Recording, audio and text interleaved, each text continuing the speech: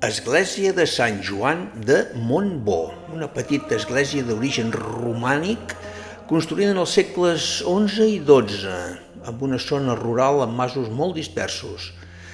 En el temps, l'edifici es va modificar sobretot en els segles XII i XIII, però manté l'estructura senzilla típica del romànic rural, amb una sola nau. A partir del segle XIX, el despoblament de la zona va fer que perdés importància i quedés amb un ús molt ocasional. Avui dia és un element, només és testimoni de la història rural del romànic de la vall del Llémena.